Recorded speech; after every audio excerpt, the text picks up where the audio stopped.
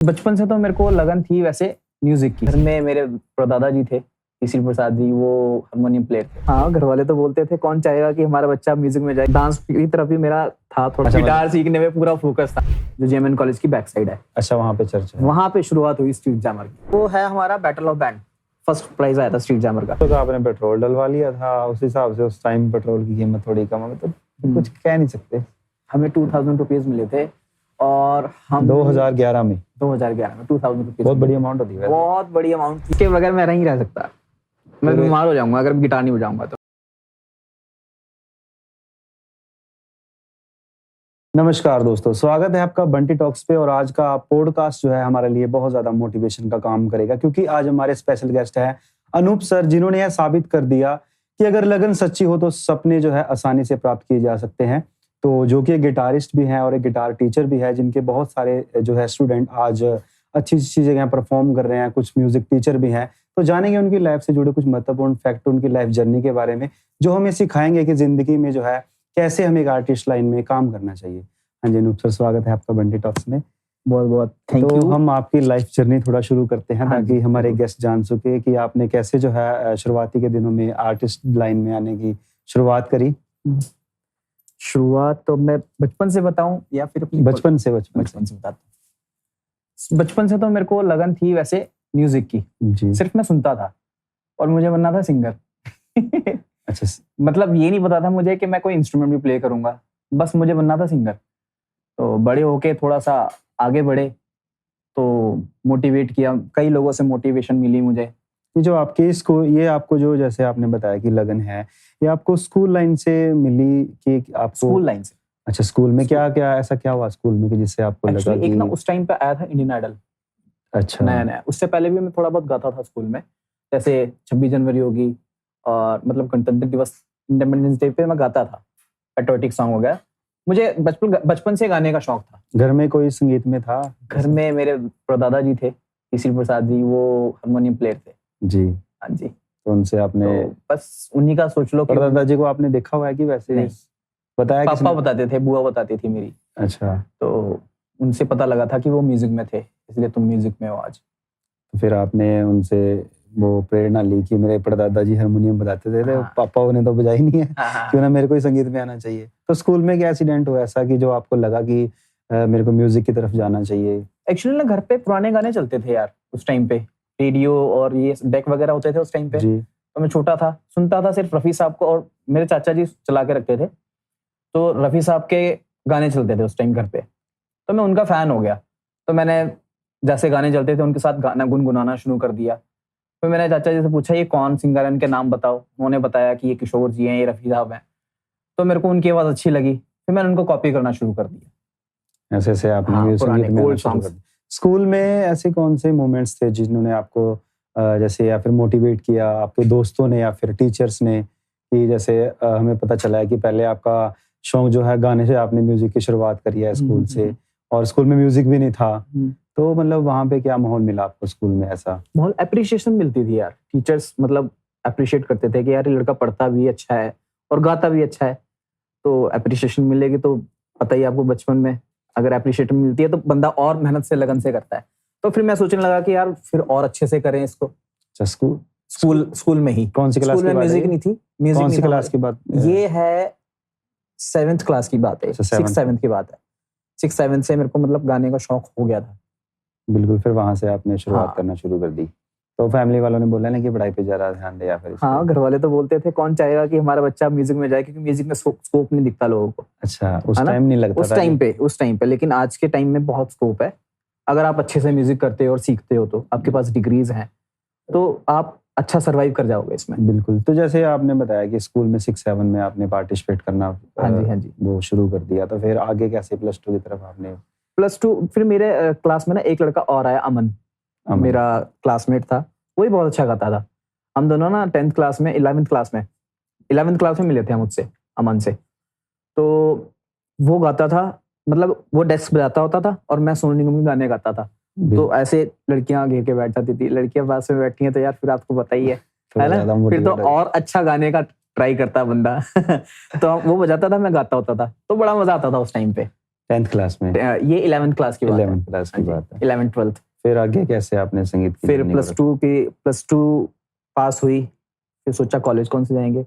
मेरा ब्रदर था उस टाइम एसडी कॉलेज में, तो एसडी कॉलेज में था, तो भाई ने कहा कि यार तू म्यूजिक भी कर लियो साथ में, हम्म। बाहर से कर लियो बेशक। तो मैंने कहा ठीक है।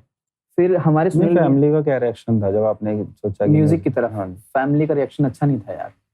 family वालों पापा का- और मम्मी की तरफ से तो सपोर्ट था, भाई का बहुत सपोर्ट था, और मेरे चाचा जी ने मुझे सपोर्ट किया था। 8th क्लास में था मैं, उस टाइम पे इंटरनेट आया था, तो गाने का शौक था, तो मैंने कहा चाचा मुझे माइक ला के दो। उन्होंने माइक ला के दिया। चाचा ने? बहुत बड़ी बात है 8th क्लास में। चाचा को था कि परदादे का जो हाँ। रास्ता है वो आगे कोई ना कोई संभालने वाला है। मेरे चाचा जी ने ला के दिया, तो बड़ा अच्छा लगा। फिर मैं माइक तो आ गया, अब मैंने कहा इसका यूज कैसे करना है, हमें पता ही नहीं था, हम छोटे थे। तो मैंने कहीं से सुना कि इसको ना इसके लिए जैक लगता है, उसके लिए एम्प लेना पड़ेगा। उस टाइम इतने पैसे नहीं हुआ करते थे यार, अब एम्प की जरूरत अब पड़ गई। एम्प की जरूरत पड़ी। तो मेरे पास ना एक डेक था, मतलब कैसेट लगती थी ना पहले, आपको जी, पता ही हाँ, होगा। पुराने टाइम में डेक आते थे। डेक आते, गाने सुनते थे। तो मैंने ना उसमें सॉकेट लगवाई एक, मैं लेके गया मतलब मैकेनिक के पास। मैंने कहा भैया इसमें माइक यूज करना है, तो इसमें सॉकेट लगा दो। उन्होंने सॉकेट लगाई, माइक यूज करने लगा मैं। अब मैंने कहा म्यूजिक कैसे लाऊं, फिर मेरे को पता लगा कि कैरियोके भी होते हैं, कैरियोके चलाए उसमें, फिर मैं उसके पीछे गाता था। तो वहां से आपने वहां से इंस्पिरेशन मिली मुझे गाने के आगे बढ़ने की। फिर मैंने कंपटीशन भी किया अंबाला में ना, एक अंबाला संस्कृति, एक वो यक्का म्यूजिक कंपनी यक्का ना, म्यूजिक एक कंपनी। हाँ करते थे, कंपटीशन करते थे, उसमें मैंने पार्टिसिपेट किया बहुत बार। अंबाला आइडल हुआ था, अंबाला आइडल में भी पार्टिसिपेट। अभी सिंगिंग चल रही है? अभी सिंगिंग ये स्कूल टाइम में चल रहा था? स्कूल टाइम में चल रहा था। तो फिर कॉलेज में एडमिशन का कैसे बना? जैसे आपने बोला कि भाई था वहाँ पे, फिर भाई ने मेरा एडमिशन करवाया। भाई ने बहुत सपोर्ट किया मुझे कॉलेज टाइम में। क्या नाम है ब्रदर का? मेरे अजय, अच्छा, मेरे बड़े भैया है। वो भी आर्टिस्ट हैं? वो भी आर्टिस्ट है, वो बहुत अच्छे डांसर थे उस टाइम, बहुत नाम था उनका अंबाला में। तो कहते थे कॉलेज में कि अजय का भाई है, अजय का भाई है, ये भी डांसर होगा, लेकिन मैं डांस नहीं करता था उस टाइम। अच्छा, वो करते थे कि भाई हाँ ये भी डांसर ही होगा, डांसर का भाई है तो डांसर ही होगा। तो ऐसा नहीं था, थोड़ा बहुत करता था मैं उनके साथ। डांस की तरफ भी मेरा था थोड़ा रुझान, क्योंकि उस टाइम भाई करता था, भाई का बहुत नाम था उसके फेम को देख के। मैंने भी डांसर बनना है, मतलब ये भी आया। फिर मैं डांस भी करा भाई के साथ जबरदस्ती। भाई ने कहा तू डांस मत कर, तेरे अंदर, तेरी बॉडी के अंदर डांस नहीं है। जैसे कई बार जबरदस्ती करने लग हाँ जाते हैं लोग। जबरदस्ती, वही जबरदस्ती वाली बात थी। तो मैंने थोड़ा बहुत किया। फिर कुछ टाइम बाद मेरे को भाई ने बताया कि यार कॉलेज में ना एक विजय नाम का लड़का है, फर्स्ट ईयर में? फर्स्ट ईयर में। भाई उस टाइम था सेकंड ईयर में, फर्स्ट ईयर में था। तो मेरे को बताया, तो मैंने कहा ठीक है यार। कह रहा उससे ना गिटार सीखना तू। तो कोइंसिडेंटली ना मैं बीए सेकंड ईयर के बाद, मतलब बीए सेकंड ईयर के बाद मेरा एक दोस्त है भवनीत, है ना। तो ये कॉलेज में ही बना? कॉलेज में नहीं, ये तो स्कूल मेट है मेरा। School mate? ये स्कूल मेट है। कॉलेज मेट है मेरा आनंद। हाँ, ये दो दोस्त थे मेरे। तो मैं उसके शॉप के पास ना, मतलब शाम को जैसे गेड़ियां मारते हैं चले गए, वहां से विजय निकलता था। मैंने कहा यार गिटार सीखना है इस लड़के से मैंने। तो कोइंसिडेंटली वो लड़का विजय था, जो भाई ने बताया कि मेरे कॉलेज में एक लड़का है, तो वो यही था विजय। तो फिर विजय से स्टार्ट किया मैंने गिटार। पहले दिन मुलाकात कैसे हुई? भाई ने मिलवाया था एक्चुअली। हमने एक रूम लिया हुआ था, मेरे ब्रदर ने और विजय ने। तो वो था हाउसिंग बोर्ड में अंबाला में। ठीक है। तो वहां मिले, भाई ने मिलाया कि मेरा ब्रदर है विजय, इसने गिटार सीखना है और ये पूरा डेडिकेटेड है म्यूजिक के लिए। तो विजय ने गिटार सिखाई और डेडिकेशन से सिखाई। विजय ने देखा कि लड़के के अंदर डेडिकेशन तो है यार, तो उसने कहा कि चलो एक बैंड बनाते हैं यार, बैंड स्टार्ट करते हैं। विजय उस टाइम पे सिखाता था गिटार। तो विजय से बहुत इंस्पिरेशन मिली मुझे। विजय ने बहुत मोटिवेशन से मुझे गिटार भी सिखाया और काफी चीजें सीखने को मिली विजय से। उन्होंने आपको सपोर्ट किया? हाँ, विजय फिर ने आपने बहुत मतलब support किया उस टाइम पे। जो पहले गिटार की क्लास है आपने विजय से स्टार्ट की। विजय से हाँ। स्टार्ट करी। फिर ऐसी कभी दिल्ली जा रहे हैं, कभी देहरादून जा रहे हैं सीखने, तो मतलब मल्टीपल जगह से मैंने गिटार सीखा है। तो फिर मतलब कि जैसे आपने प्रोफेशनली गिटार को पैशन को प्रोफेशन में बदल दिया बस मैंने यार। मैंने सीखा था बस ऐसे ही, चलो सीख लेते हैं गिटार, वो तो पैशन प्रोफेशन में गया। जैसे आपका कॉलेज एसडी कॉलेज था, तो सुनने में आता है कि जो आपके टाइम के उस टाइम स्टूडेंट्स थे वो आज बहुत अच्छी जगह काम कर रहे हैं, उनका बहुत नाम है। वो सारी मंडली आपके टाइम की थी, तो ये लोग कैसे मिले आपको? कौन कौन मिला वहाँ पे कॉलेज में? जैसे आपका ग्रुप बन गया है जो आज काफी अच्छी जगह काम कॉलेज में तो हम नहीं मिले वैसे। विजय से ही मिला। विजय भी मेरा मतलब जूनियर था, मैं उस टाइम पास आउट हो गया था सेकंड ईयर से। मैंने सेकंड ईयर से कॉलेज ब्रेक कर दिया था, Second year में म्यूजिक की छोड़ तरफ दिया? ध्यान हो गया था।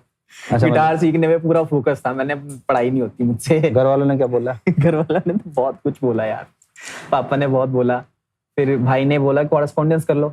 मैंने कहा नहीं यार, कॉरेस्पॉन्डेंस से मजा नहीं आ रहा, मतलब मेरा ध्यान ही नहीं तो लगता। पूरी पढ़ाई गिटार में ही अब करनी है। गिटार में करना है, जो करना है बस तो फिर गिटार आप सीखनी उसके धुन में रंगे। बस। तो फिर कैसे, मतलब आपको जैसे जो बैंड कैसे बना, बैंड मेंबर्स बस कैसे मिले? फर्स्ट ऑफ ऑल विजय और मैं मिले, फिर उसके बाद ना एक स्टूडेंट और आया विजय का, जानू। हाँ, तो जानू जी आए, उन्होंने गिटार सीखना शुरू किया। तो गिटार तो सीखते थे विजय से ही? हाँ, विजय से ही, विजय से गिटार सीखता था वो। तो फिर विजय ने कहा कि यार चल बैंड फॉर्म करते हैं एक, है ना। फिर मुझे बंदे मिल रहे हैं मतलब डेडिकेटेड, तो जानू जी बेस पे जाएंगे, आप रिदम पे आना, मैं लीड करूंगा। ठीक है, तो बस जुड़ते गए ऐसे बंदे। फिर उसके बाद नैंडी आया, फिर नैंडी, मैं, जानू और विजय, हम 4 लोगों का बैंड था, काफी टाइम चला। नैंडी को किसने मिलवाया, मतलब कैसे मिले नैंडी आप? से विजय ने मिलवाया, विजय का क्लासमेट था वो। तो विजय ने पहले मुझसे डिस्कस किया कि यार ऐसे ऐसे ना मेरा एक दोस्त है, वो ड्रमिंग के लिए बहुत फोकस्ड है और वो इंटरेस्टेड भी है, तो ऐसे बैंड फॉर्म करते हैं। मैंने कहा ठीक है, फिर नैंडी से बात करवाई विजय ने। तो ये सारी बातें वहीं चल रही हैं जो रूम लिया हुआ था रेंट पे? हाँ, रूम में चल रहा है। उस टाइम अच्छा। फोन भी नहीं होते थे हमारे पास, तो बस छोटा मोटा फोन था, है ना। सीडीएम में फोन हुआ करते थे उस टाइम, कीपैड वाले, बिल्कुल बिल्कुल। उससे बात होती थी। तो सारे वही मीटिंग सारी वहीं बड़ी बड़ी बातें रूम पे हो रही हैं बस। अच्छा, तो फिर कैसे आगे चले, मतलब? फिर जैमिंग शुरू हुई, धीरे धीरे बैंड फॉर्म हुआ, प्रैक्टिस करते थे हम। प्रैक्टिस रूम लिया हुआ था हमने चर्च में, जो जेएमएन कॉलेज की बैक साइड है। अच्छा, वहाँ पे चर्च है? वहां पे शुरुआत हुई स्ट्रीट जैमर की, वहां पे हमारा बैंड फॉर्म हुआ। हम प्रैक्टिस करते थे बस, कि बस बैंड बन रहा है, हम प्रैक्टिस कर रहे हैं। क्या शेड्यूल रहता था प्रैक्टिस का, कितने घंटे? शेड्यूल बस हमारा सैटरडे संडे फुल डे होता था, क्योंकि नैंडी की उस टाइम बैंक की कोचिंग चल रही थी, तो उस टाइम उसकी जॉब नहीं लगी थी, तो वो सैटरडे संडे आता था फ्री होके।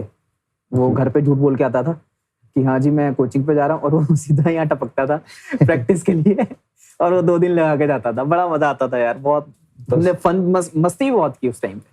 प्रैक्टिस भी करते थे, प्रैक्टिस बहुत ज्यादा, पूरा मतलब रूम लॉक हो गया, हम प्रैक्टिस कर रहे हैं। माँ तुझे सलाम, रॉक ऑन, उस टाइम में मूवी आई थी रॉक ऑन, ये मतलब ऐसे ऐसे पैट्रियोटिक जैसे मैंने देखा आपने कॉलेज में ही परफॉर्म किया यही गाना। हाँ, माँ तुझे सलाम, कुछ ऐसा करके, है ना? हाँ जी, हाँ जी। मैंने देखी है वो वीडियो, एसडी कॉलेज में शायद परफॉर्म कर रहे हैं। एसडी कॉलेज नहीं है वो, है हमारा battle of band, first prize आया था स्ट्रीट जैमर का, जिसमें वो गिटार बजा रहे हैं और नैंडी सर जो है वो ड्रम बजा रहे हैं, आप भी प्ले कर रहे हैं।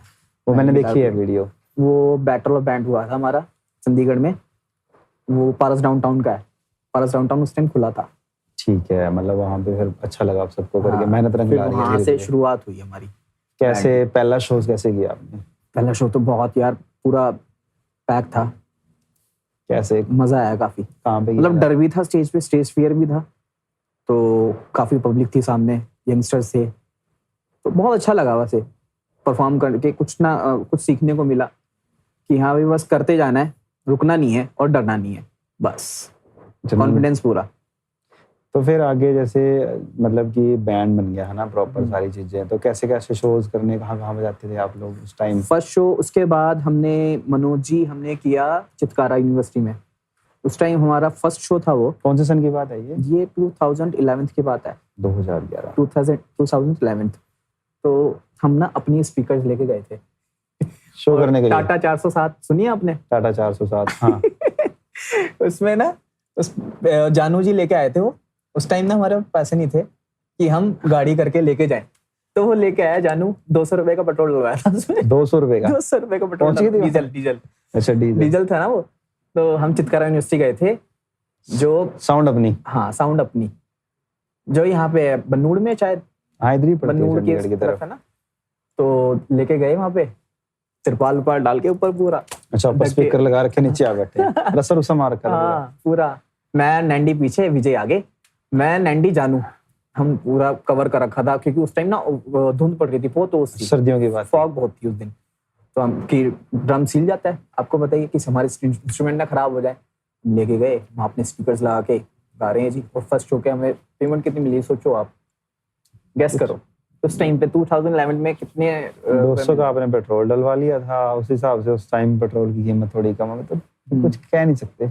हमें 2000 रुपीज मिले थे और हम 2011 में 2011 में 2000 रुपीज बहुत बड़ी अमाउंट होती है। बहुत बड़ी अमाउंट थी हमारे लिए, जो आज के हमें लगते हैं कि हमें 1 लाख रुपए मिल गए। अच्छा, वो पहले शो में ही आपने पहले शो तुक्का की। मार दिया। हाँ, 2000 रुपए मिले। फिर हमें दोबारा परफॉर्म करने का मौका मिला, हमने बाहर भी किया। वहाँ साउंड लगी हुई थी तो हमने कहा ये साउंड अच्छी है, बहुत मजा आया वहाँ प्ले करके। चलो स्पीकर तो नहीं लेके आने हाँ, पड़ेंगे स्पीकर नहीं लेके आने पड़े। तो मतलब काफी अप्रिशिएशन मिली उस शो पे। फर्स्ट शो था वो हमारा बैंड का, उस कंपटीशन के बाद। उस टाइम क्या, जैसे आज के टाइम में बोलते हैं कि जो शोज अगर करने आते हैं कंपटीशन बहुत रहता है, पहले के टाइम में थोड़ा कम होता था, मतलब क्या माहौल था पहले के टाइम में अगर देखा पहले के जाए टाइम तो में म्यूजिक को ना 2015 से लोग पहले? एंजॉय करते थे, आज एंजॉय नहीं करते। आज बस चल रहा है तो चल रहा है। पहले की म्यूजिक में फील था, आज फील नहीं है वो। आप प्ले भी कर रहे हो लेकिन आप स्टेज पे हो, लेकिन स्टेज पे नहीं हो, आपके दिमाग में कुछ और चल रहा है। पहले ये ऐसा मेरे साथ भी होता है कि मैं स्टेज पे हूँ, बजा रहा हूँ गिटार, हाँ पता है कि ये बजना है, लेकिन दिमाग कहीं और है। क्यों ऐसा? ऐसा सामने से वाइब आ रही होती है, यार क्या चल रहा है, यार क्या डांस कर रहे हैं ये। तो वैसा म्यूजिक बजाने को नहीं मिलता आज के टाइम में। ऑडियंस का चक्कर है। ऑडियंस पहले ऑडियंस कैसी होती थी? पहले ऑडियंस सुनने वाली होती थी, अप्रिशिएशन मिलती थी। अब डांस करने वाली है। अब डांस करने वाली है, बस ड्रिंक कर लेते हैं लोग, बस एंजॉय कर रहे हैं। सुबह भूल भी जाते हैं कौन भूल बजाता जाते है हैं गिटार कि ना। कौन आया था रात को, किसने बजाया था, किसने क्या गाया था, कुछ नहीं याद। बस उनको एंजॉय करने को मिल गया तो अच्छा है बैंड। तो आपने उस टाइम जैसे जो पहला आपका बैंड बना, कितने साल इकट्ठे काम किया? हम लोगों ने किया 2018 तक, 2018 तक। कोरोना से पहले पहले हाँ, लगातार सारा कुछ चल रहा है। बीच में पहले 90 की जॉब का सीन पड़ गया तो 90 को जाना पड़ा। जॉब लगी। हाँ, तो मतलब सर्वाइवल नहीं हो पा रहा था, ड्रमर के क्लैश होता था शोज ना उसके, तो छुट्टियां भी लेता था काफी वो, तो बहुत ज्यादा हेक्टिक हो गया था उसको, तो उसने लेफ्ट कर दिया। फिर ड्रमिंग पे आए मन्नू जी, एक मन्नू बग्गा, वो आए, काफी ड्रमर आए, तो उन्होंने हमारे साथ काफी देर प्ले भी किया। फिर उसके बाद एक देहरादून से लड़का आया, सतीश। हाँ, वो अब कंटिन्यू है, अभी तक है वो, मतलब अब तक वो काम कर रहा है 2016 से लेके अभी तक, उसी से 2025 तक, अभी तक कंटिन्यू स्ट्रीट जैमर में वही काम कर रहे हैं। फिर गुंजन जी थे, गुंजन जी भी 2018 तक प्ले किया गुंजन जी ने। रीजन क्या था उनका जाने का? रीजन वही, बस क्लैशिंग होती थी यार, कुछ और काम को लेके। हाँ, कुछ और, मतलब मजा नहीं आता था प्ले करने में, स्टेज पे वाइब नहीं मिलती थी। मैंने भी बीच में छोड़ दिया था स्ट्रीट जैमर इसी कारण से। हमने कहीं और ट्राई किया, तो कहीं और से कॉल आई, तो बस वही सब हुआ। फिर दोबारा विजय की कॉल आई 2023 में, तो फिर शुरुआत की हमने। कोरोना का टाइम कैसा निकला आपका? कोरोना का टाइम बहुत अच्छा था मेरा, मेरी वाइफ का, मेरी नई नई शादी हुई थी यार। अच्छा। तो मैं उस टाइम जीरकपुर रहता था, तो बहुत अच्छा टाइम था। हम सुबह जाते थे फ्रूट वगैरह लेके, बस लॉक करते, 2 दिन बाद घर खुल रहा है, लॉक करके अंदर ही बैठे रहते थे बस।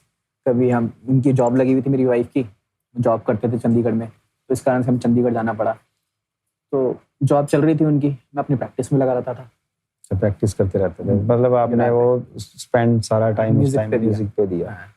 एक आर्टिस्ट जो है वो अपने आप को कैसे मैनेज करता है जब उसके पास शोज में, जैसे कोरोना में कई लोगों ने, आर्टिस्टों ने अपना इंस्ट्रूमेंट तक बेच दिए। अच्छा, उन लोगों के बारे में क्या कहना चाहिए? मतलब तब कैसे मोटिवेशन लेगा आर्टिस्ट ना, जब शोज नहीं होते और फिर कई लोग छोड़ भी देते हैं। तो डिप्रेशन की तरफ ही चले गए थे सारे आर्टिस्ट, क्योंकि वो टाइम ही ऐसा था, आपको ही पता ही है कि उस टाइम पे बंदा क्या करे, ना कुछ कर सकता है, क्योंकि अगर वो करेगा नहीं तो खाएगा क्या, क्योंकि उसके पास करने को ही हुआ है, क्योंकि सोशलाइजेशन तो बिल्कुल खत्म हो गई थी, बिल्कुल, है ना। तो कुछ लोग उसको झेल गए, कुछ नहीं कर पाए, तो वो जो झेल नहीं पाए वो चले गए हैं, और जो झेल रहे हैं, जो झेल गए वो कर रहे हैं। मतलब ऐसा क्या करना चाहिए इंसान को कि ताकि अगर इन फ्यूचर ऐसी समस्या आए, कोई भी कोरोना जैसे भी, चलो वैसे तो ना करे, भगवान करे आए, बट अगर ऐसी कोई समस्या आ जाती है तो एक आर्टिस्ट को क्या करना चाहिए ताकि वो बैकअप बना के रखे? बस मैं तो ये चाहता हूँ, अपने रिसोर्सेज म्यूजिक के अलावा भी कहीं और उसको बनाने चाहिए। जरूरत है, इस चीज बहुत जरूरी है आज के टाइम में। वो म्यूजिक पे डिपेंड ना रहे, करे म्यूजिक ही, लेकिन डिपेंड ना रहे, उसका कोई ना कोई और जरिया होना चाहिए खाने का, कमाने का, है ना। ऐसा आपको ही पता है कि आजकल कंपटीशन कितना है, एक के बाद एक गिटारिस्ट बहुत अच्छा मिल रहा है, कम पैसों में बजा के जा रहे हैं, तो सिर्फ आप एज ए गिटारिस्ट नहीं निर्भर रह सकते, आपको कुछ और भी आना चाहिए जिंदगी में, मैं तो ऐसा सोचता हूँ। या कोई दूसरी आर्ट सीख ली, कोई जैसे और आर्ट सीख लो। दो इंस्ट्रूमेंट सीख हाँ जी, लिए, हाँ जी, हाँ जी। है ना, साथ के साथ कुछ में और भी प्ले कर सकें, जैसे प्रोडक्शन कर लो, है ना, प्रोडक्शन की तरफ भी आप जा सकते हो अगर आप म्यूजिक कर रहे हो तो। बिल्कुल। तो बहुत चीजें ऐसे करने को कर सकते हैं। अगर मल्टीपल चीजें करोगे तो आप मेरे ख्याल से आप नहीं मार खाओगे जिंदगी में। मल्टीपल चीजें आनी चाहिए आपको आज के टाइम में। पहले के टाइम में था कि आप एक के साथ सरवाइव कर जाओगे, लेकिन आज नहीं कर सकते, कुछ ना कुछ और एक्स्ट्रा करना कुछ ना कुछ करना पड़ेगा, क्योंकि लिमिटेड शोज ही होते हैं। हाँ, अब तो लिमिटेड ही है सब कुछ, खर्चे ज्यादा हैं। हाँ, अब मेरे को शो किए हुए लगभग 10 दिन हो गए, मैं घर पे बैठा हूँ, लेकिन भगवान की कृपा से चल रहा है। आप भगवान के आसरे हैं। और सर आपने अपनी एकेडमी कब रन शुरू करी? जैसे एकेडमी हमारी शुरू हो गई थी 2011 में, हाउसिंग बोर्ड में। 2011 में मैं गिटार सीखना शुरू किया था मैंने 2009 में। तो वहाँ पे विजय सिखाता था पहले, तो फिर विजय को जाना पड़ा चंडीगढ़, मतलब बैंड को रिफॉर्म और अच्छा करने के लिए, लिंक बनाने के लिए। तो विजय ने जहाँ से सीखा था दी इनोवेटिव अटावा चौक पे 42 सेक्टर में, विजय ने वहाँ पे उनके साथ कोलैबोरेट किया, उनकी एकेडमी खुद संभाली विजय ने। मतलब विजय वहाँ चला गया, हाँ, फिर मेरे को विजय ने हैंड ओवर की कि तू ये देखेगा सब कुछ यहाँ पे, मैनेजर बन गए वहाँ पे। हाँ, तो फिर मैंने वहाँ पे सिखाना शुरू किया, तो बच्चे बढ़ते गए। पहले स्टूडेंट कितने आते थे? पहले स्टूडेंट थे कोई 5, तो एक टाइम में 50 हो गए। फिर एक बैच उठता था, एक बैच खड़ा होता था मेरे सामने। मतलब क्लास पूरे वीक रहती थी? पूरे वीक, डेली। कितने से कितने बजे तक? 3 बजे से शुरू होते थे मेरे पास, और मैं लास्ट क्लास होती थी मेरी 9:30 तक। 9:30 तक, शाम को 3 बजे से लेके। कितने स्टूडेंट थे एक दिन के? एक दिन के थे यार, आते थे कोई 51 स्टूडेंट आते थे उस टाइम पे। क्योंकि बहुत सारे स्टूडेंट्स मैं बात करता रहता हूँ, कहीं मिलते हैं, कहते हैं कि अनूप सर से गिटार सीखा है, अनूप सर से गिटार सीखा है। 50 स्टूडेंट थे उस टाइम। मैं बताता रहा हूँ कि सामने वाले बच्चे का टाइम हो जाता था और खड़े होते थे बच्चे, फिर वो उठते थे, वो जाते थे, वो फिर बहुत हौच पौच होता था कि मतलब सिर चकरा जाता था अगर आप बैठते थे। अलग अलग से साउंड आ रही है, तो आपको मैनेज करना है कि एक स्टूडेंट को देखना जाके, बहुत बड़ी बात होती थी उस टाइम पे यार। 50 स्टूडेंट मैं आप सोचता हूँ ना, तो अब नहीं सिखा पाऊंगा मैं इतने बच्चों को एक साथ, अब वो क्राइटेरिया निकल गया। शायद आज बच्चे सीख भी ना पाए, आप सीख भी नहीं पाएंगे, वो डेडिकेशन ही नहीं रही ना। अब मैं सिखाता ही उनको जिनके अंदर डेडिकेशन है, जो मुझे लगता है कि हाँ सीख जाएगा और ये मेरा माथा पच्ची नहीं करेगा, मैं जोर ही उस पर लगाता हूँ। मैंने वो सिखाना भी छोड़ दिया अब, क्योंकि इतनी माथा पच्ची नहीं होती यार। अब अपने आप काम करूंगा ना मैं, वो टाइम गया है सिखाने वाला, वो रहता नहीं है। हाँ, वैसे वाइब नहीं मिलती वैसे सिखाने की, डेडिकेशन नहीं है, डेडिकेशन नहीं है। पहले डेडिकेशन होती थी, पेशेंस नहीं है आजकल बच्चों में। उनको चाहिए कि मैं आज सीख रहा हूँ, कल मैं गाना बजा लूँ। मैं पूछता पहले तुमने गाने बजाने या फिर टेक्निकली सीखना है? सर गाने बजाने, फिर उसके बाद मैं फोन उठाता और हर कोई बंदा गिटार को सीखना चाहता है। कई बंदे देखे मैंने, कोई ऐसे किसी को बोल देते हैं कि तू पियानो सीख ले, या फिर तू भाई ये अपना ड्रम सीख ले। पर उनको सबसे पहले बोलो, किसी को कुछ पूछ ले, चाहे छोटे से बच्चे को पूछ लो आप, जैसे स्कूल के ना, गिटार सीखना है, गिटार वो अट्रैक्टिव लगता है ना, कि हवाबाजी भी करनी है लोग, हवाबाजी थोड़ा जैसे कॉलेज में कई को गिटार भी नहीं आता, वो पीछे टांग पे घूमते रहते हैं। मैं लोकल लैंग्वेज यूज कर रहा हूँ, हवाबाजी समझते हो ना? समझ गया। लाइट बाजी मतलब मारनी कि यहाँ भी मेरे को गिटार होता है, देखो मतलब मेरा अलग पर्सनैलिटी, मेरा जोनर अलग है, मैं तुमसे सुपीरियर हूँ। जैसे एकेडमी में कोई ऐसे स्टूडेंट हैं जिनको आप हमेशा याद रखते हो? बहुत स्टूडेंट है मेरे, कोई खास जो अभी तक है, अभी तक मेरे साथ भी हैं। एक राघव है लड़का, वो चला गया कनाडा, बहुत अच्छा प्ले करता है। विशाल है एक लड़का, वो प्रोडक्शन की तरफ चला गया है। एक मिक्की जी हमारे, वो शोज करते हैं नए नए सिंगर्स के साथ, उनके जरिए फिर आपसे मिला मैं। जी बिल्कुल है ना? तो आप बहुत अच्छा कर रहे हो, मेरे को बड़ी खुशी होती है कि मेरे स्टूडेंट कुछ अच्छा नया कर रहे हैं।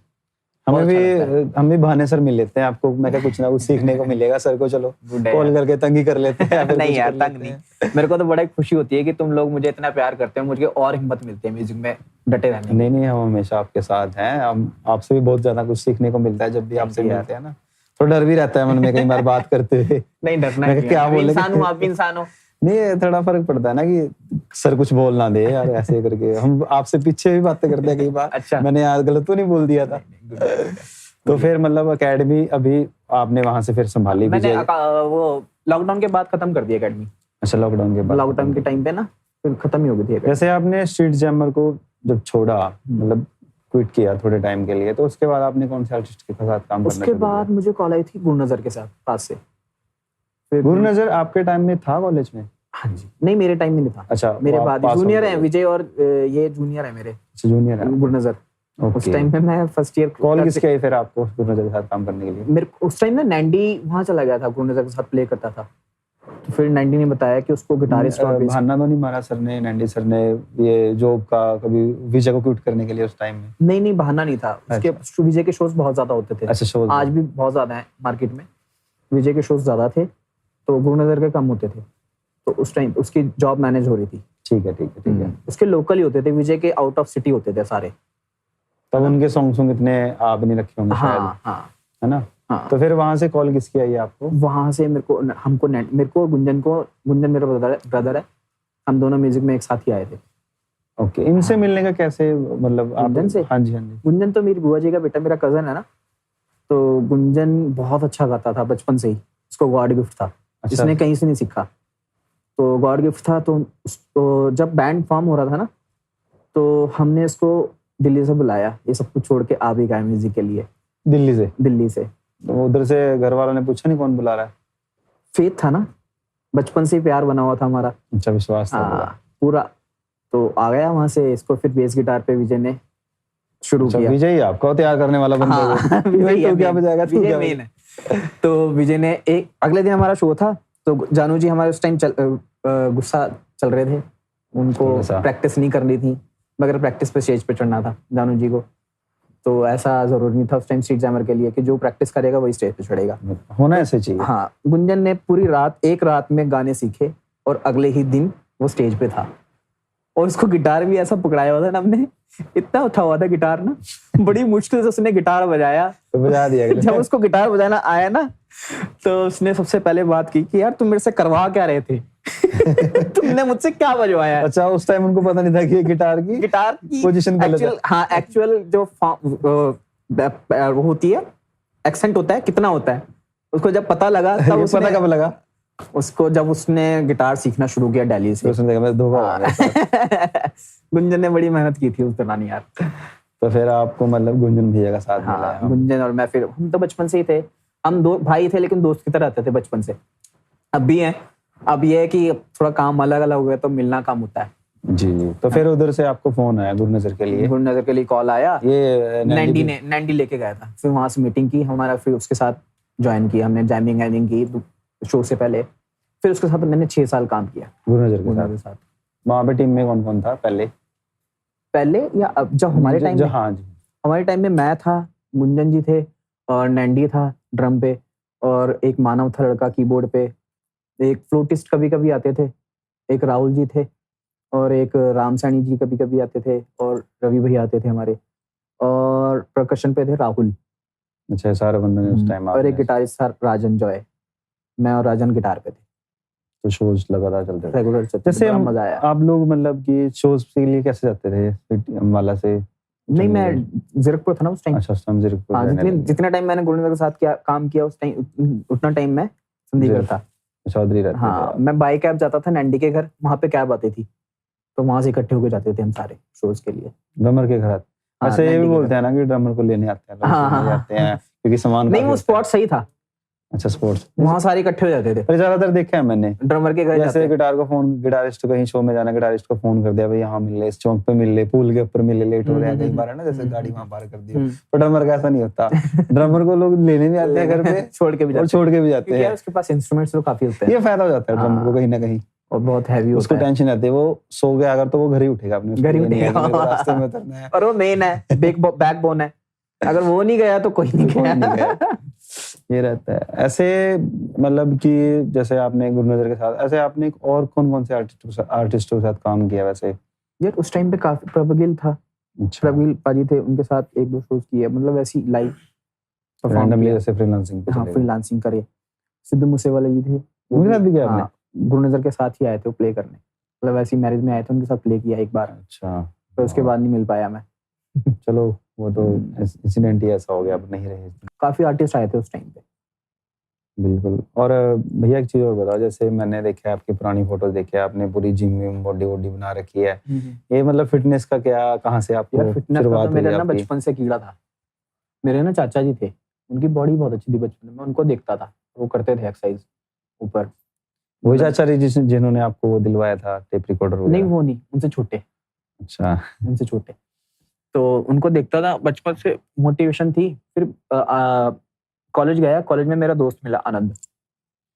आनंद से शुरुआत हुई मेरे को। उस टाइम में बहुत पतला था, विशाल की तरह ही था मैं, बिल्कुल पतला था। विशाल पतला है बहुत ज्यादा ना? थोड़ा सा है।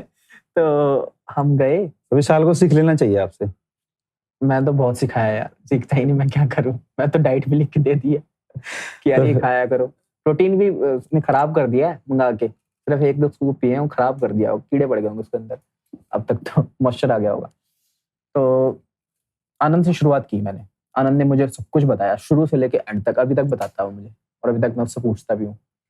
फिर उसके बाद ऐसा लगन लगी इसकी भी, जैसे गिटार की लगी थी, बॉडी बिल्डिंग की भी, कि यार इसमें भी कुछ करना है। इसमें मैंने पार्टिसिपेट भी किया, मैं फर्स्ट प्राइज आया था मेरा। आपके देखा नॉर्थ मैंने इंडिया। पूरा, आप प्रोफेशनल पूरे हाँ, सिक्स नॉर्थ पैक इंडिया, वगैरह।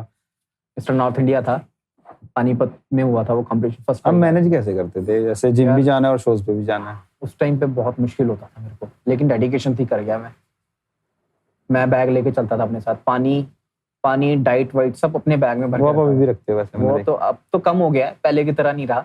पहले बहुत ज्यादा स्ट्रिक्टेड था मैं, कि यही खाना है बस, और कुछ नहीं खाना बाहर से। अब तो बाहर से खा लेता हूँ मैं कुछ भी, अब क्योंकि इतना रिस्ट्रिक्शन नहीं है, क्योंकि कंपटीशन रहा नहीं, तो बस अपने आप को फिट रखने के लिए एक्सरसाइज करता हूँ मैं। देखा। एक आर्टिस्ट के लिए क्या? यार आर्टिस्ट के लिए बहुत जरूरी है फिट रहना। स्टेज पे ना खड़ा हुआ, ये नहीं कि आपका टिट निकला हुआ है, अब गिटार आपकी ऐसे आ रही है, तो कितना गंदा लगेगा। तो मैं चाहता हूँ कि सभी को सीख लेनी चाहिए कि फिटनेस बहुत जरूरी है अपनी लाइफ में। चाहे कोई गिटारिस्ट है, चाहे वो कोई गिटारिस्ट है, कोई भी है। मतलब लॉकडाउन से लोगों को पता लग गया होगा कि फिटनेस कितनी जरूरी है। इम्यूनिटी सिस्टम ज्यादा। हाँ, इम्यून सिस्टम boost सही होना रहता है, आप सही खाओगे तो सही रहेगा, आपकी बॉडी भी सही चलती रहेगी, आप काम ज्यादा कर पाओगे, आप फोकस्ड रहोगे अपनी चीजों को लेकर के। बिल्कुल। बहुत चीजें हैं। मतलब इस पे ध्यान, हेल्थ पे ध्यान ध्यान देना, बहुत हाँ, ज़्यादा जरूरी है काम के साथ साथ हेल्थ पे भी एक ध्यान आर्टिस्ट रखो। को। आर्टिस्ट को ये नहीं कि सिर्फ काम ही कर रहे हो आप काम भी तभी तक करोगे जब तक आपका शरीर है ना। शरीर के साथ ही काम करना है आपने। बिल्कुल। हमको तो बहुत जरूरी है। वैसे ही बोलते हैं कि आर्टिस्ट कभी बूढ़ा नहीं होता। आर्टिस्ट का भी बूढ़ा नहीं होता, लेकिन फिर बूढ़े होने में टाइम भी नहीं लगता अगर तुम ध्यान अपना उसका ख्याल नहीं रखोगे। एक्सपेक्ट करती है ना बॉडी कुछ, बिल्कुल, है ना, तो ध्यान रखना चाहिए। ध्यान रखना चाहिए बॉडी का। और जैसे मतलब कई लोगों का मानना है कि आजकल जो है ना कि पैसा ज्यादा जरूरी है टैलेंट, या फिर टैलेंट ज्यादा जरूरी है, मतलब टैलेंट के आगे पैसे का क्या सीन है? मेरे ख्याल से तो यार दोनों जरूरी हैं आज के टाइम में, पैसा भी, टैलेंट भी और पैसा भी। पैसा ज्यादा जरूरी है। नहीं, मैं मेरा पूछने का रीजन ये था, शायद मैंने गलत पूछ लिया, कि जैसे कोई टैलेंट होता है ना, क्या मतलब कि पैसे से खरीदा जा सकता है? नहीं, टैलेंट नहीं खरीद सकते आप। जैसे आपके पास स्टूडेंट आते होंगे ना, टैलेंट नहीं खरीद सकते आप बंटी जी। आप कितनी कितनी धनवान है आप, लेकिन जो भगवान ने इसके अंदर डाल दिया ना, वो डाल दिया, वो आप खरीद नहीं सकते। जैसे अब मैं थोड़ी बहुत गिटार बजा लेता हूँ, तो मैं जैसे सिखाने जाता हूँ, तो पेरेंट्स ना बहुत रिच भी हैं, तो वो अपने बच्चे को वैसा ही सिखाना चाहते थे जैसे मैं प्ले कर रहा होता हूँ, लेकिन वो प्ले नहीं कर सकता। कारण भगवान ने वो मशीन डाली नहीं उसके अंदर, उसका करने कुछ और मन है, उसको करने का कुछ और मन है। आप जबरदस्ती गिटार सिखा रहे हो उसे, जब उसका मन ही नहीं है। पेरेंट्स मैंने कई स्टूडेंट्स देखे हैं ऐसे कि सर ये प्रैक्टिस नहीं करता। प्रैक्टिस कैसे करेगा जब उसको जबरदस्ती करवा रहे हो आप उससे? जब उसका मन ही नहीं है गिटार बजाने का, क्यों बजा रहे उससे गिटार? यार उसको खेलने दो ना। लेकिन वो करवाना चाहते हैं वो कि ये करवाना करे चाहते हैं बस। कि हाँ ये करे, ये सीखे, टशन मार लेता, टशन मारे कि हाँ हमारे बच्चे की भी एक वैल्यू बन जाए कि हाँ भाई इसको गिटार आता है, समझ रहे हो? और वहाँ पे फीस भी अच्छी मिल जाती होगी। फीस भी बहुत अच्छी मिल, मैं क्यों नहीं जाऊंगा, मेरे को फीस अच्छी मिल रही है ना। लेकिन यहाँ बल्कि मैंने बता भी चुका हूँ कि मैम इसके बस का गिटार नहीं है, आप इसको कुछ और ट्राई कीजिए, कोई और एक्टिविटी करवाइए। मैं बोल चुका हूँ। मैं वैसे कहते हैं कि लालच, मैंने लालच के लिए गिटार सिखाई भी नहीं है। मैंने कई बच्चों को फ्री भी सिखाया है गिटार, ऐसी बात नहीं है कि मैंने सिर्फ पैसों से ही गिटार सिखाई है। जो बच्चे डेडिकेटेड थे ना, मैं उनको अपने आप कहता था यार तू रहने दे, तू बस सीख जितना सीख सकता है। बिल्कुल। कई बच्चे थे, मैं नाम नहीं लूंगा, कई बच्चे थे जो सीख के जा चुके हैं और बहुत अच्छा बजा रहे हैं, बहुत अच्छा बजा रहे हैं। मैंने फीस लेनी बंद कर दी थी उनसे, क्योंकि वो देने के डेडिकेशन देख के। डेडिकेशन देख के मतलब ये कह सकते हैं कि भाई पैसे से टैलेंट का कोई भी लेना देना कोई नहीं लेना है। देना नहीं, बिल्कुल। अगर किसी की वो चीज अंदर है वो तभी सीख, म्यूजिक तो है ही ऐसी चीज है कि जब तक वो हमारे अंदर रहेगी तब तक हम उसको। अच्छा एक चीज बताओ, जैसे कि आज के टाइम में आप आर्टिस्टों को क्या एडवाइस देना चाहोगे कि वो आर्टिस्ट लाइन में आए या ना आए, या अगर आए तो क्या सोच कर आए, क्या उनको कितनी मेहनत करनी चाहिए, क्या करना चाहिए, मतलब थोड़ा सा। आर्टिस्ट लाइन में आ तो जाओ यार, मैं तो ये कहूंगा आज के यंगस्टर्स को, वैसे तो बहुत अच्छा कर रहे हैं वो आजकल के टाइम में यार, बहुत अच्छे गिटारिस्ट हैं, बहुत अच्छे ड्रमर हैं, मतलब म्यूजिक को बहुत एडवांस लेवल पे प्ले भी कर रहे हैं। और जो आ गए हैं उनको अपना फ्यूचर दिख रहा है कि मुझे कितना करना है, और जो कर रहे हैं वो ना बिजनेस माइंडेड होके आ रहे हैं इसमें, और वो आगे उसको अपने लिंक्स भी बना रहे हैं म्यूजिक के जरिए। जी जी। तो वो मल्टीपल चीजों में भी काम कर रहे हैं। आजकल भी जो यंगस्टर आ रहे हैं, मतलब हमारी तरह नहीं है कि हम सिर्फ फोकस्ड हैं, सिर्फ म्यूजिक ही करना है।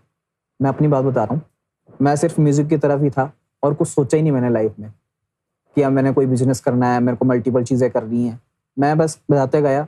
लेकिन जो आजकल के बच्चे आ रहे हैं, आजकल के लड़के जो भी आ रहे हैं, वो मल्टीपल चीजों को करके ही आ रहे हैं। कुछ और भी साथ साथ में हाँ। कर रहे हैं, या फिर ऐसे आ रहे हैं लड़के, क्यों वो कुछ सोच ही नहीं रहे, बस कर रहे हैं, लगे पड़े हैं। लगे पड़े हैं, बस काम है नहीं है, बस वो बजा रहे हैं। क्या चीज सही है? नहीं, बिल्कुल सही नहीं है। मैं इसको बिल्कुल सही नहीं समझूंगा। दूसरी बात, जितना रेट जैसे हमको मिलता है वो उससे कम में उसका आधा भी नहीं लेते और वो कर जाते हैं।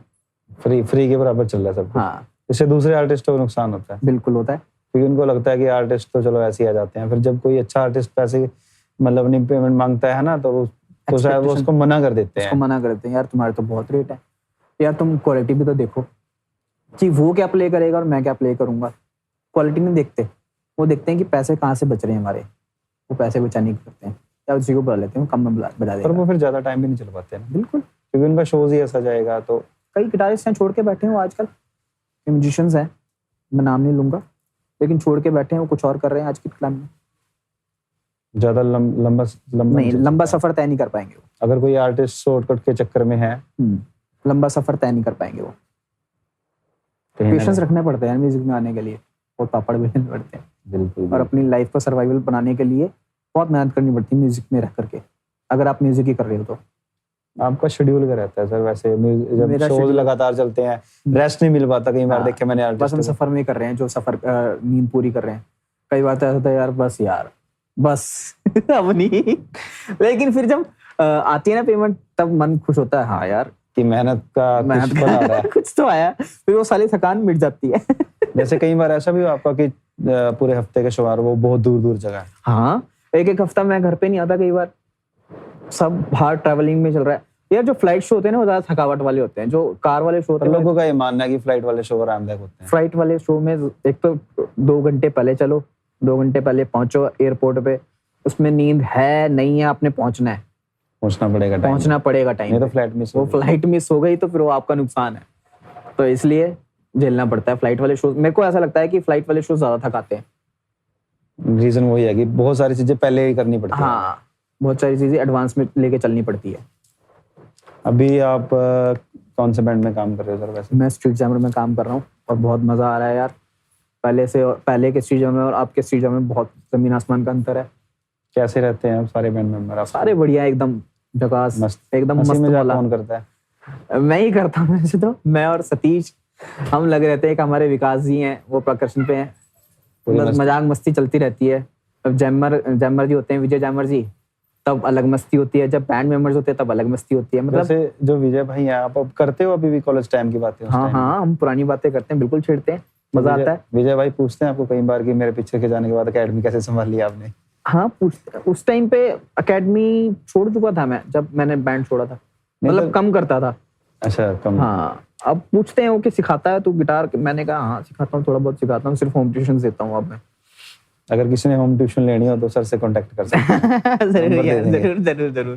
ठीक है सर। जरूर सर गिटारिस्ट के साथ साथ अगर किसी को गिटार सिखाते हैं तो ये भी सिखाते हैं कि लाइफ कैसे जीनी है। बिल्कुल यार, क्योंकि बहुत सारे स्टूडेंट मिलते हैं हमें आपके शोज में, कहीं भी मिलते हैं ना। अच्छा, तो अच्छा लगता है उन्हें बताने में कि अनूप सर से गिटार सीखे। हमें ये अच्छा लगता है कि हम अनूप सर को जानते हैं। कई बार तो मुझे ही मिल जाते हैं कि मुझे बताते हैं कई कि मैं अनूप सर से सीखा, लेकिन मेरे को नहीं पता होता कि वो मुझे जानते होते हैं। मेरे को कई लोग ऐसे मिले भी हैं, मैं नहीं जानता लेकिन उन्हें। और सर शादी के बाद आर्टिस्ट की कैसे लाइफ हो जाती है? यार लाइफ तो चेंज होती है, देखो शादी के बाद मेरी भी हुई है, लेकिन बहुत अच्छा हुआ है, सब पॉजिटिव हुआ है शादी के बाद। मतलब जो चीज़ के लिए मेरे को मेहनत करनी पड़ती थी वो अब बैठे बैठाई मिल जाती है, जैसे खाना बनाना, है ना, खाना मनपसंद बनाना, अपनी अपनी मतलब अपनी ज़रूरतों के अनुसार जो चीज़ कह देता हूँ वो मिल जाती है। लेकिन अगर आपका लाइफ पार्टनर अच्छा है ना, तो आप सक्सेसफुल मैन बनने में बहुत कम टाइम लगाते हो, मैं ऐसा समझता हूँ, आपका लाइफ पार्टनर आपके साथ है तो। और जैसे एक आर्टिस्ट होता है वो तो कभी रात को 12 बजे आ रहा है, 2 बजे आ रहा है, तो खाना खुना मिल जाता है कि नहीं? हाँ बिल्कुल मिलता है, फोन करके। सबसे बड़ा क्वेश्चन तो ये मेरे को बुरा लगता है कि आज खाना क्या है। यार ये कोई क्वेश्चन है? क्वेश्चन है, अब बना दो यार, हम खा लेंगे, कुछ भी बना दो। हाँ, लेकिन खाना बना मिलता है। सही है। कई बार आर्टिस्टों को मैंने देखा है, कई बार उनकी प्रॉब्लम से रहते हैं शादी के बाद, यार यार खाना मेरे साथ ठंडा नहीं है, था। भगवान की कृपा से मेरे को बहुत अच्छा लाइफ पार्टनर मिला है, मेरा बहुत ख्याल रखता है, मेरे बच्चों का ख्याल रखता है, मेरी हर चीज को लेकर के वो मतलब पूरा कॉन्शियस रहती है, हर चीज को लेकर। मेरे पैर के नाखून से लेके मेरे सिर के बाल तक हर एक चीज को पता होती है कि इसको क्या जरूरत है और इसको कैसे रहना है, हर चीज मैनेज करती है मेरी। सही है, मतलब सब कुछ सही चल रहा है। बढ़िया, बहुत बढ़िया। काम के टाइम पे कभी इंटरप्शन नहीं, प्रैक्टिस के टाइम पे कोई इंटरप्शन नहीं, बल्कि बच्चे भी हो गए उसके बाद। जैसे मैं प्रैक्टिस करता हूँ तो एक रूम में बंद कर लेती है बच्चों को, अपने साथ ही रखती है, मतलब मेरे को इंटरप्शन नहीं होने देती किसी भी चीज में। म्यूजिक में तो बिल्कुल भी नहीं, पूरा ध्यान रखते हैं, पूरा ख्याल। काम पे गए हो तो बस ये पूछना है कि कितने बजे आना है या लॉक खोलना है, कितने बजे आओगे, कितने बजे जाना है, ये पूछती है बस। इंटरप्शन कोई नहीं काम के बीच में, पहुंच गए हो बस ये फोन, दैट्स इट। पूरा ध्यान रहता है, पूरा मतलब उनको पता है कि आपका शेड्यूल थोड़ा बिजी है। हाँ बिजी रहता है। और सर मेरे को किसी ने बताया, आपके बैंड में से नाम नहीं लूंगा, कि आप डेली प्रैक्टिस करते हो। हाँ यार, कि अनूप सर बैंड के कैसे मेंबर है, तो जब से लगे हुए हैं, शायद कई बार चलो मिस हो जाता है कि बंदे की हेल्थ ठीक नहीं है, फिर शेड्यूल वैसे ही बिजी है, पर प्रैक्टिस आप डेली करते हैं, कैसे मैनेज कर लेते हो आप? बस यार करना पड़ता है, ये छोड़ती नहीं है मुझे इतना ना। मोटिवेशन कहाँ से आता है ये? ये छोड़ती है, ये चीज ही ऐसी है, इसके बगैर मैं नहीं रह सकता, मैं बीमार हो जाऊंगा अगर गिटार नहीं बजाऊंगा तो, मेरे को ऐसा लगता है। कि दिन में कैसे प्रैक्टिस कर लेते हो आप? दिन में नहीं हो पाती, दिन में थोड़े बहुत 1-2 घंटा मैं उसको प्रैक्टिस नहीं मानता, मेरे को चाहिए कम से कम 5-6 घंटे। 5-6 घंटे गिटार बजाइए तो मैंने गिटार बजाई है, 1-2 घंटा बजाया तो जैसे एक टुकड़ा मैंने रोटी का बाइट खा लिया ना, बस वो है। मतलब गिटार भी प्रैक्टिस भी आपका खाना ही है, हाँ, भी ये मेरे फ्यूल है, मेरे लिए फ्यूल है, ये फ्यूल है मेरे लिए। सबसे पहले गिटार कब लिया था सर वैसे आपने? मैंने गिटार लिया ही नहीं था भाई, मैंने सीखा जानू की गिटार पे है, और मेरे पास ना गिटार बहुत गंदी सी गिटार थी, इस पे सीखा मैंने, इतनी उठी हुई गिटार थी वो, आज के टाइम में अगर मैं बजाऊंगा ना तो शायद मेरे से बजे भी ना। ये गिटार किसकी थी जो आप कह रहे हो जिस पे सीखा? वो बस पड़ी हुई थी एकेडमी में ऐसी, वहीं विजय के पास? एकेडमी में पड़ी थी, तो बस होती नहीं थी गिटार, मैंने उठाया बस, राइट हैंड के लेसन बजाए, उससे जो स्ट्रेंथ बनी है। जानू का गिटार था, जानू से लिया था मैंने गिटार, कि जानू मेरे को गिटार नहीं मेरे पास लेने के लिए, जानू वहीं सीखने आता था? हाँ, जानू अपनी गिटार छोड़ जाता था वहीं पे, तो फिर आपने उनके गिटार से, उसके गिटार में मैंने गिटार सीखी है, प्रैक्टिस करना शुरू कर दी। फिर उसके बाद कब लिया आपने गिटार? उसके बाद मैंने गिटार लिया है बंटी 2013 में, 2013 में मैंने लिया था 53,000 का गिटार एपीफोन का। 53,000 2011 में? हाँ जी, 13 में। पैसे कहाँ से है इतने सारे? बस जोड़ लिए थे पैसे गिटार के लिए यार, ट्यूशंस करता था, शोज करते थे, जोड़ लिए थे पैसे वहां से, बहुत बड़ी अमाउंट हो जाती है। फिर उसके बाद तो गिटार पे गिटार लेते गए, मैं इक्विपमेंट्स बनाता गया अपने, इंस्ट्रूमेंट पे जरा ध्यान फोकस्ड। हाँ जी, अभी मेरा एक प्रोजेक्ट है, शायद वो हो जाए नवंबर-दिसंबर तक। उसमें क्या है? प्रोडक्शन का ही थोड़ा सा काम करूंगा मैं घर पे ही। चलो बढ़िया सर। और कुछ एडवाइस? अच्छा सर ये बताओ कि कई बार ना जैसे शोज में पेमेंट का सीन भी चलता रहता है, कई बार आपके साथ भी होगा कभी ऐसा? नहीं, हमारे साथ नहीं हुआ बंटी, आज तक नहीं हुआ, आज तक नहीं हुआ। आजकल के विजय के साथ तो मतलब ट्रांसपेरेंसी थी स्टार्टिंग से लेके अब तक भी। विजय को जब भी मैंने बोला है मतलब इतने पैसे चाहिए, वो एडवांस ही मतलब मेरे को पेमेंट कर देता था विजय, और गुरुनजर के साथ भी शो से पहले पेमेंट हो जाती थी हमारी। मतलब मैंने किए ही अच्छे आर्टिस्टों के साथ काम ना। आजकल बताऊं आपको कि जैसे जो आजकल जो क्लब्स वगैरह में चलता है, कई बार क्या होता है, लगा लो कि आर्टिस्ट या फिर अच्छा नहीं है, मतलब लोगों की पेमेंट मार लेते हैं, आर्टिस्ट टूट जाते हैं कई बार इसी चक्कर में, क्योंकि पैसा तो चाहिए ना इंसान को एक ना एक दिन, मतलब काम किया मिल नहीं पाते, आर्टिस्ट टूट जाता है। वो सोचता है कि मैं पता नहीं क्यों ही कर रहा हूँ, और वही बात है ना, वो छोड़ भी नहीं पाता, बिल्कुल फिर लाइफ थोड़ी घिसी पिटी सी हो जाती है। हाँ हाँ हाँ हाँ यार चल ठीक है, यहाँ नहीं काम किया वहां कर बिल्कुल, लेंगे, बिल्कुल, पर वो ही है। फिर उसकी वो अच्छा अपने ऊपर काम भी कर लेता है, पर उसको उस चीज की वैल्यू भी नहीं कई बार मिल पाती, क्योंकि आर्टिस्ट बदल देते हैं, दूसरे को बुला लेते हाँ हैं। हाँ हाँ हाँ तो ये थोड़ा चल रहा है आजकल ना विजय market में। हमारा ना सीन रहा है, देखो जैसे सिंगर्स है ना, वो अपनी तरफ से पेमेंट कर देते हैं, उनको जब मर्जी है, वो आर्टिस्ट को दुखी नहीं रखते।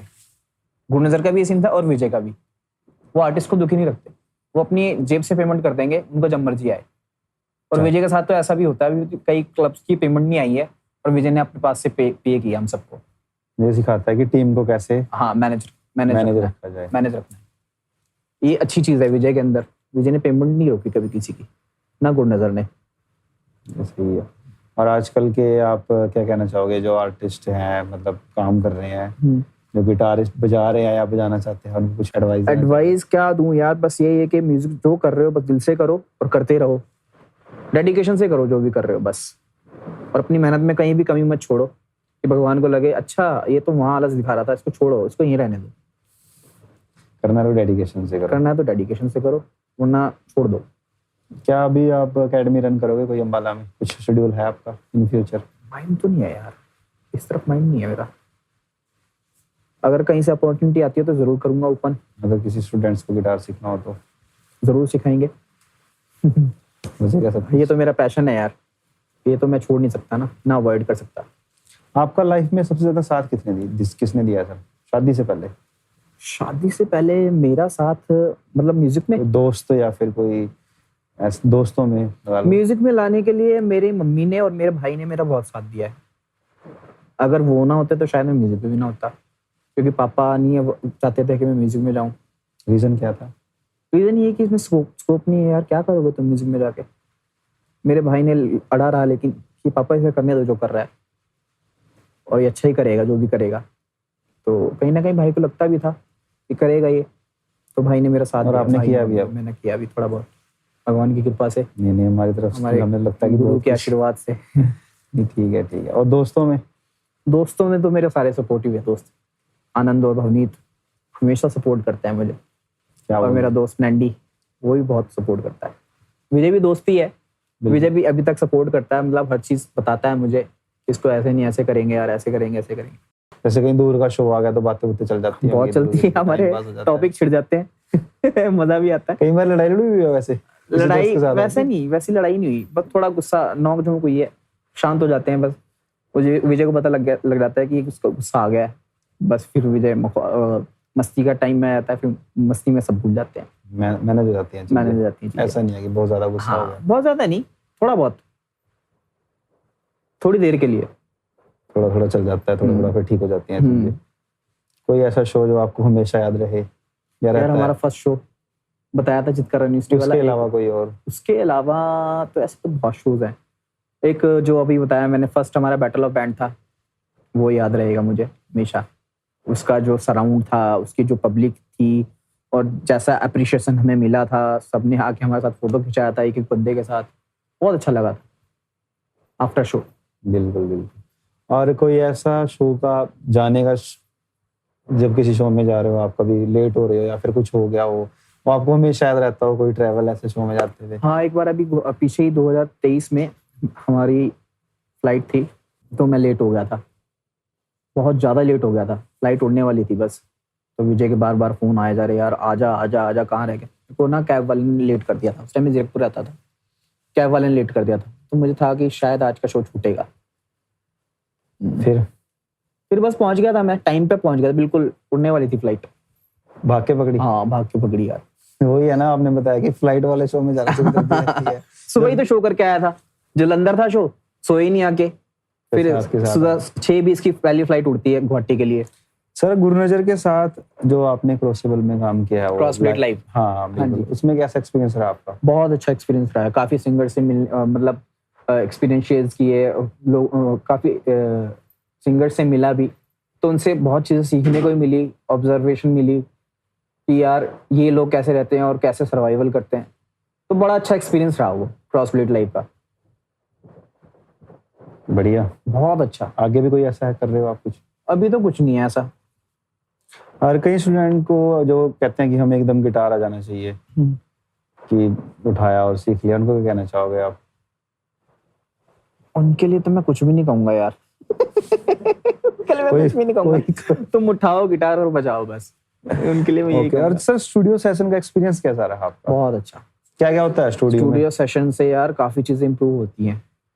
एक प्लेयर के लिए जो मैं कहूंगा, हाथ उसका बहुत क्लीन होता है, माइंड शार्प होता है कि धुन चेंज करनी होती है, अपनी तरफ से धुन निकालनी होती है, तो बड़ा थोड़ा टिपिकल रहता है एक उसके लिए कि जो नया नया। जब फर्स्ट टाइम गया था ना मैं, तो जब मैं रिकॉर्ड कर रहा था, पहला आपने कहाँ किया था? फर्स्ट मैंने रिकॉर्डिंग की थी 2013-14 में। सौरभ जी थे एक अम्बाला में, उनके स्टूडियो में गया था। उस टाइम गाना था संयोनी गाने का सोलो रिकॉर्ड करके आया था वहाँ पे। तो मेरे को पता नहीं था क्लिक वगैरह ये सब होता है, तो मतलब क्लिक का तो पता था, वहाँ मेट्रोनोम पे बजाना होता है, तो थोड़ा सा टिपिकल था मेरे लिए उस टाइम के लिए। तो उसके बाद तो सेशंस करता गया तो अपने आप पता चलता गया, धीरे-धीरे चीज़ें पता लगती गई कि ये चीज़ें होती हैं। फिर प्रिपेयर हो जाता है ना माइंड कि अच्छा ये होता है, तो बस वो प्रिपेयर हो जाता है माइंड अपने आप ही। जो आर्टिस्ट हैं कि वो भी मतलब कि हमारे म्यूजिक को प्रमोट करते हैं, जो कल्चर है हमारा, और मेरे को ऐसा लगता है कि सरकार का इसकी तरफ बहुत ज्यादा ध्यान कम है ही नहीं ना के बराबर। तो सरकार को या फिर मतलब गवर्नमेंट को सपोर्ट करनी चाहिए आर्टिस्टों को, थोड़ी सी तो करनी चाहिए। कोई आर्टिस्ट अच्छा काम कर रहा है तो आप उसके लिए उसको प्रमोट कर सकते हो, मतलब कि कंपटीशन करा सकते हो आप, जैसे गेम्स के कंपटीशन होते हैं, ठीक है ना, तो कॉलेज में हो कंपटीशन, म्यूजिक के लिए भी कंपटीशन करवा सकते हो, होने चाहिए, ओपन कंपटीशन होने चाहिए, है ना, जैसे थोड़ी सी बैटल ऑफ बैंड्स जैसे बाहर होते हैं, इंडिया में होने चाहिए, इंडिया में भी होनी चाहिए वैसी चीज, मतलब प्रमोट होना चाहिए म्यूजिक की तरफ से। जैसे मैं सुन रहा हूँ आजकल की लोगों का नशों की तरफ ज्यादा ध्यान है, तो मतलब अगर वो इस तरफ में आएंगे तो शायद वो नशा करेंगे ही नहीं, क्योंकि वो भी एक आर्ट है। बिल्कुल, मेरे पास बहुत सारे आप बोल सकते हो कि स्टूडेंट्स आते हैं, तो कई बार उनको समझाना मुश्किल हो जाता है कि उनको क्या रास्ता दिखाएं, लेकिन उनके अंदर वो टैलेंट है, तो टैलेंट तो तभी बाहर आएगा ना जब कुछ अपॉर्चुनिटी, जब उन्हें कुछ दिखेगा आगे, सब कुछ दिखेगा। हाँ, तो सर जैसे मैंने देखा है कि आप थोड़ा साधना की तरफ भी ज्यादा ध्यान रखते हैं और शोज पे कहीं जाते हैं, आप लहसुन प्याज भी नहीं खाते, ये डेडिकेशन आप में कहाँ से आई? यार ये तो बस भगवान ही करवा रहे हैं मुझसे, और करवाते भी रहेंगे। कई लोग होते हैं कि यार स्टेज पे चढ़ने से पहले मुझे गांजा सिगरेट पीना है, तुम भी गिटार सीख लो अब साथ साथ मुझसे। हाँ मैंने किया था कमेंट। गिटार मनोज पटरूची जी ये कौन है? जॉन पेट्रोची है, एक गिटारिस्ट फेमस है, बहुत प्यारा गिटार बजाता है, बहुत फेमस गिटारिस्ट है। आपने ये नहीं बताया भैया, जैसे कि जो जिनसे आपने दिल्ली गिटार सीखा, देहरादून सीखा, वो बंदे कौन है? दिल्ली तो आशीष सर थे हमारे, ब्लू बेल्स, उनका नस्या बैंड था, वहां से मैंने स्टाफ न्यूट्रिशन सीखी। स्टाफ न्यूट्रिशन समझते हैं ना आप, बैंड्स वगैरह होते हैं, स्टाफ न्यूट्रिशन वो मतलब देख करके म्यूजिक बजाना, पढ़ाई म्यूजिक की जिसे बोल देते हैं, थ्योरी वगैरह, थ्योरी मैंने आशीष सर से सीखी। फिर एक गिटारिस्ट है वो शान के साथ प्ले करते हैं, अभी बॉम्बे चले गए, विपुल से मैंने गिटार सीखा। फिर एक रीजो भाई थे, वो भी बहुत अच्छे गिटारिस्ट है, रीजो से तो बहुत सारे गिटारिस्ट ने गिटार सीखी है, वो बहुत अच्छे गिटारिस्ट। वो कहाँ से थे? वो भी देहरादून, मतलब आपने बंदे देखे, पकड़े और उनसे ज्ञान लेना शुरू किया। बिल्कुल ले लो भाई, जो भी लेना है, जो मिल रहा है बस बटोर लो, पावर ले लो। बिल्कुल। और सर जैसे आपका आध्यात्मिकता की तरफ बहुत ज्यादा ध्यान है, मतलब ये कहाँ से आपको प्रेरणा कहाँ से मिली, कब से आया आपके अंदर ये? यार ये सन 2000 से है। 2000 से? सन 2000 में मेरा ब्रदर था, मतलब मैंने अपने भाई से भी काफी चीजें ग्रैब की हैं, सीखी हैं, उसने सिखाई भी हैं। तो मतलब कालका में ना एक बालाजी मंदिर हनुमान जी का, तो वहां गए थे हम एक बार, तो वहां से जोड़ा था एक भाई लेके गया था। हाँ मेरे ब्रदर लेके गए थे भैया, बड़े भाई वो लेके गए थे, तो वहां से जुड़े हम। तो वहां से आके मैं मतलब उस टाइम नॉनवेज भी पकता था घर में, तो वहां से आके ना मैंने एग खाया, तो मेरे को होगी उल्टी, वॉमिट होगी। उससे पहले खाते थे आप? उससे पहले खाता था। तो वहां से मंदिर से होके आया, वहां से आके मेरे को होगी वॉमिट, तो उसके बाद दिल नहीं गया, सब कुछ छोड़ दिया, अपने आप ही छूट गया, मतलब मन नहीं गया, स्मेल आने लग गई थी मेरे को, मेरे से खाया नहीं जाता था, तो मैंने छोड़ दिया। तो फिर उसके बाद करते करते काफी समय बीत गया। 2011 में हमारी एक योग योग बोलते हैं, योग आपने सुना ही होगा, योगा होता है एक योग। तो उसमें क्या होता है, सब कुछ त्यागना पड़ता है। ये हठ योग वो वाला क्या? नहीं, योग, सिर्फ योग बोलते हैं। योग। हाँ, भगवान की उपासना के लिए ध्यान केंद्रित करने को योग बोलते हैं। भगवान की उपासना करते हुए ध्यान केंद्रित करने के लिए, ध्यान लगाने के लिए कुछ चीजों की त्याग करना पड़ता है। उसमें लहसुन, प्याज और 100 चीजें, चाय, कॉफी, ये सब छोड़ना पड़ता है। मतलब कैफीन वाली चीजें जो ध्यान नहीं करने देती, वो चीजें छोड़नी पड़ती हैं। तो उसके लिए फिर मैं ये सब कुछ छोड़ा। कई कहते हैं ना आर्टिस्ट कि यार मुझे सिगरेट दो या मुझे बियर दो, मैं स्टेज पे चढ़ने से पहले उनको चाहिए, स्टेज पे चढ़ने के लिए उनको चाहिए। तो ऐसा जरूरी नहीं है, म्यूजिक से नशा करो, मेरा मानना ही है। अगर म्यूजिक से नशा कर लिया तो आपको किसी नशे की जरूरत ही नहीं है। कोई नशा करने की जरूरत। जैसे आप तो लहसुन प्याज भी नहीं खाते। हाँ। कई बार भूख लग रही, मैं घर से लेके जाता हूँ खाना। बहुत सर्वाइवल मुश्किल है वैसे आर्टिस्ट के लिए, लेकिन जाना पड़ता है, करना पड़ता है। वो अपने आप हो जाता है, भगवान अपने आप शक्ति देते हैं यार करने के लिए। इससे हेल्थ भी ठीक रहती है। हेल्थ भी ठीक रहती है, मतलब बहुत चीजें बैलेंस रहती हैं आपकी। बिल्कुल। कई लोगों को लगता है यार तुम कैसे कर लेते हो। मैं कई बार रूखी रोटी खा रहा हूँ। आपके तो पूरा बैंड मेंबर मैंने देखा है ऐसे, मतलब। हाँ, लहसुन प्याज तो खाते ही है सारे। अच्छा। नॉन वेज भी खाने वाले हैं। नंदी भैया है और गुंजन भैया है। इनका भी मतलब ये हम तीनों तो थे ही, हम तीनों तो खाते जोड़ी बनी रहती थी। हम तीनों की जोड़ी थी। अब यहाँ मैं अकेला हूँ, यहाँ पे मैं, नंदी और गुंजन तब भी साथ हैं, मैं अकेला हूँ यहाँ पे। तो मेरे को भी इतनी मुश्किल नहीं आती। जैसे सर आप लहसुन प्याज नहीं खाते, आप बाजार बजूर या फिर शोज पे कहीं बाहर चले गए, पोस्ट करोगे वहां पे कोई चीज नहीं है ऐसी जिसमें नहीं खाऊंगा, फ्रूट खा लूंगा। अच्छा, फ्रूट ले लेता हूँ। फ्रूट है ना जिंदाबाद। तो कभी मन नहीं करता आपको कुछ समोसा खा लो, कचौरी खा लो? नहीं करता तो है मन, खानी ही पड़ जाती है कई बार। जहाँ पे नहीं है लहसुन प्याज वहाँ पे खा लेते हैं। इससे जरूरी नहीं है कि बिना लहसुन प्याज की मिलने लगी। हाँ, बगैर लहसुन प्याज के लिए आप लोग जागरूक हो गए, बना लेते हैं लोग। तो उनको कहना चाहोगे आप जो आर्टिस्ट नशे की तरफ थोड़े ज्यादा? हाँ यार, नशा छोड़ करके अगर आप म्यूजिक से नशा करोगे तो आई थिंक आप बहुत अच्छा प्ले भी कर पाओगे और बहुत अच्छे आर्टिस्ट भी बनोगे। मेरा ये मानना है कि आपको म्यूजिक से नशा करना चाहिए। उसके लिए क्या करना पड़ेगा? म्यूजिक से डेडिकेशन, सिर्फ फोकस रहना है म्यूजिक की तरफ। ये नहीं कि गलत आदतों की तरफ फोकस रहना है आपको। सिर्फ सिगरेट ही नहीं आपको फोकस रखेगी, म्यूजिक पे तो फोकस रख सकता है। बिल्कुल बिल्कुल, है ना। अगर आप म्यूजिक दिल से कर रहे हो तो मेरे को नहीं लगता कि आपको नशे की जरूरत है। बहुत बड़ी बात है। बाकी और कुछ कहना चाहोगे आज आप हमारे पॉडकास्ट में? कुछ अपने दिल की बात? बहुत मजा आया यार, बहुत अच्छा कंसेप्ट आप लेकर आ रहे हो और मैं चाहता हूँ कि बंटी इसको ना आप कंटिन्यू करना। बिल्कुल। बहुत अच्छे आर्टिस्ट हो, बहुत अच्छे लोग। ये नहीं कि कोई आर्टिस्ट ही जिसको कैमरा नहीं मिला है, जिसको प्लेटफॉर्म नहीं मिला है कि मैं अपनी बातें रख सकूं, आप उसको लेके आ सकते ये भैया वैसे मेरे मन में भी कहाँ से ख्याल है, जैसे ना मैं अभी शोज पे जा रहा हूँ काफी टाइम से, मतलब आर्टिस्टों से मिलता रहता हूँ या फिर कई बंदों से मिलता रहता हूँ जो शायद बहुत ज्यादा मेहनत कर रहे हैं, किसी फील्ड में काम कर रहे हैं। वो कहते हैं कि हमारी तो कोई आवाज ही नहीं उठाता। कोरोना के बाद मेरे को बहुत सारे आर्टिस्ट मिले कि यार आर्टिस्टों का तो बुरा हाल हो गया, ये वो, कोई आवाज नहीं उठाता, जबकि काम अच्छा करे पैसे वैसे ही कोई प्लेटफॉर्म नहीं है। मतलब हमारा तो किसी को पता ही नहीं है, हम काम कर रहे हैं, घर से जा रहे हैं कहीं सरकार के लिए। मतलब फिर मैंने इसलिए ये बनाया कि हर कोई आर्टिस्ट है, चाहे वो छोटा है बड़ा है, कुछ ढोलक बजाता है, तबला बजाता है, कोई सिंगर है, कोई गिटार बजाता है, कि भाई आप हमारे साथ अपनी बात रख सकते हो। जब तक हम अपनी बात रखेंगे नहीं कोई कैसे पता लगेगा? तो कैसे पता लगेगा किसी को कि ये भी एक फील्ड है।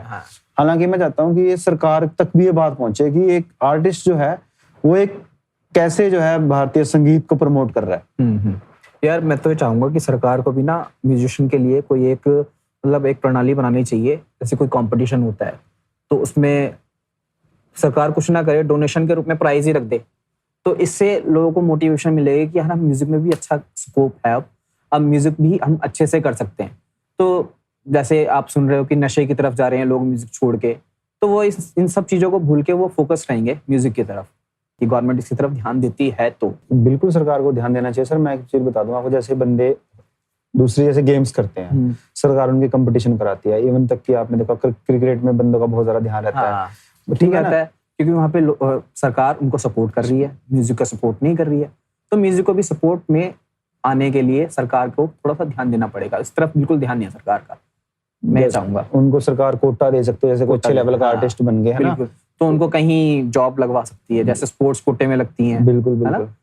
तो उनके लिए कोई एक निर्धारित कर दे कि आप अगर म्यूजिक से हो आपको ये जॉब मिल जाएगी, ये तो मिल सकती है, तो लोग म्यूजिक की तरफ भी अट्रैक्ट होंगे। तो ये भी एक हॉबी की टाइप में, एक मतलब जैसे स्पोर्ट्स है तो ये भी एक कोटा बन जाएगा एक तरीके से, है ना। म्यूजिक को सीखेगी दुनिया। बिल्कुल, पहले था, बीच बीच में थोड़ा खत्म हो गया। और मैंने जैसे ना इतिहास थोड़ा सा पढ़ा है, उसमें देखा मैंने, मेरे को लगता है कि ज्यादातर जो म्यूजिक है ना वो मुगलों के टाइम में बहुत ज्यादा प्रमोट हुआ, बहुत ज्यादा उन्होंने promote बहुत हुआ। ज्यादा वैल्यू, चले उन्होंने जो भी किया है हमारे यहाँ पे, लड़ाई वड़ाई जो भी करी है, पर उन्होंने, मैं देखता हूँ कि कहीं ना जो कला से प्रेम करता था ना इंसान, उसको तो वो अपना गुरु बना लेता है। सही बात है।